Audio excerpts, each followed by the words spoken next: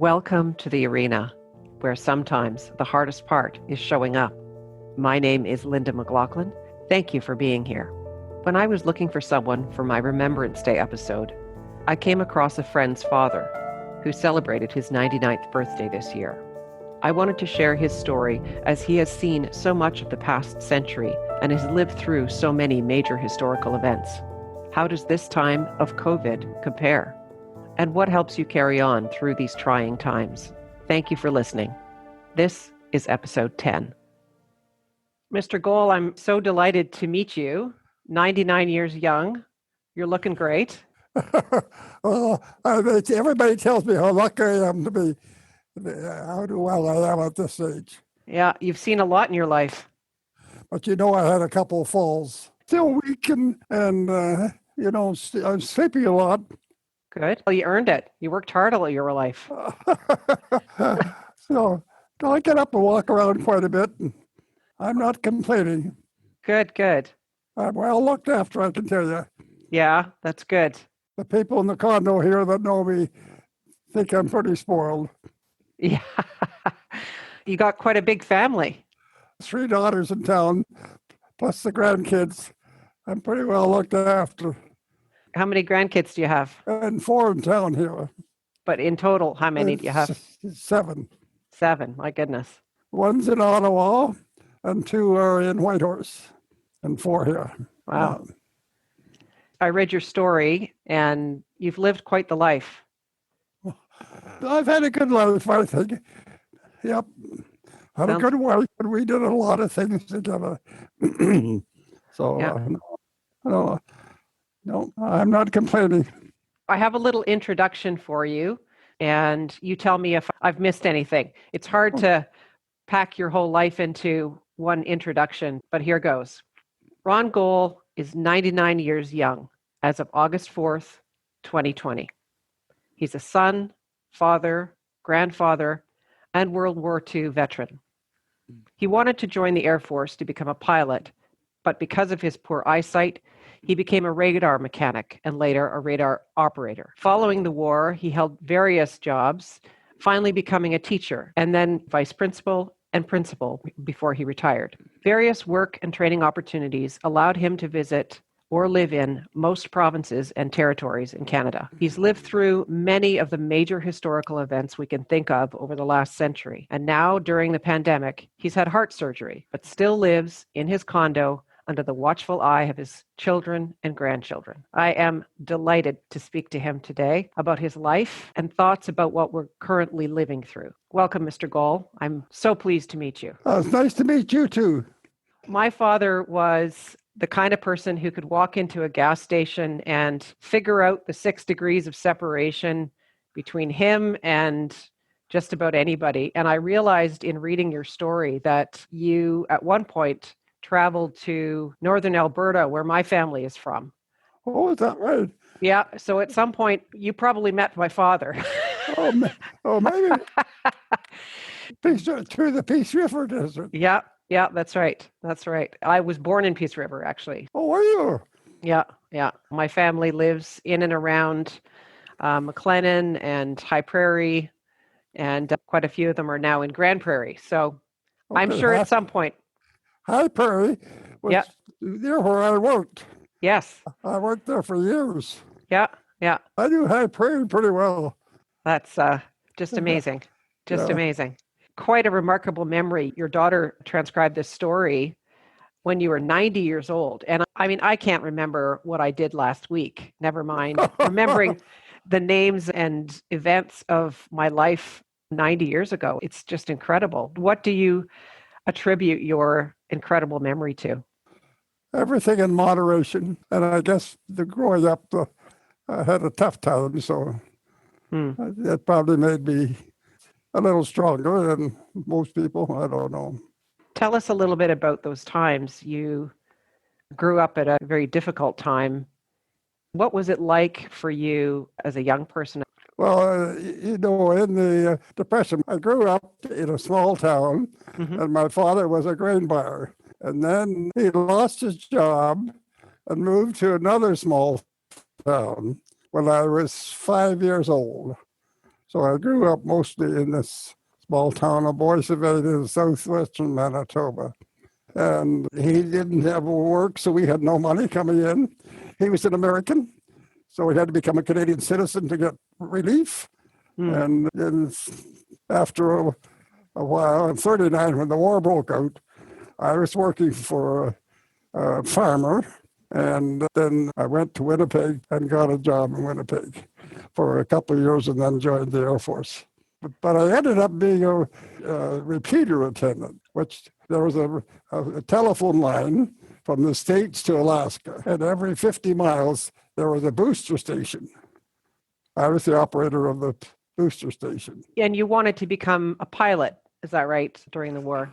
Well, everybody wanted to become a pilot. That was the plum job, was it? And the war was just going to be a few months long anyway, because we knew that we could beat Germany with no trouble at all. We were pretty confident. Yep. Yeah. Everybody knew that. Yeah. And you lost your brother at that time. Yep. Yeah, he was on a raid in France when coming back, something must have happened, and he went down on the English Channel. Oh, I'm sorry to hear that. But I suppose pretty much everybody lost somebody or knew somebody who would. I would say over half the class in my grade 12 never came back. Wow. So, yeah, a lot of good friends never made it back. After the war, you spent some time building your life. You met your wife, Marjorie. Okay. And built a life, had some beautiful children, and lived in various places, did many things. You became a teacher and a principal. What was a really pivotal moment in your life? Well, I'm not really sure. I think there was more than one. One of them was when I was walking down the streets in Toronto, and I ran into my sergeant, and he wanted to know how I was and what I was doing. And when I told him, he said I could do a lot better than that. So I think that was a pivotal point. And what did that lead to? That led, the radio stations that the transmission stations that run from Windsor up to Quebec. Okay.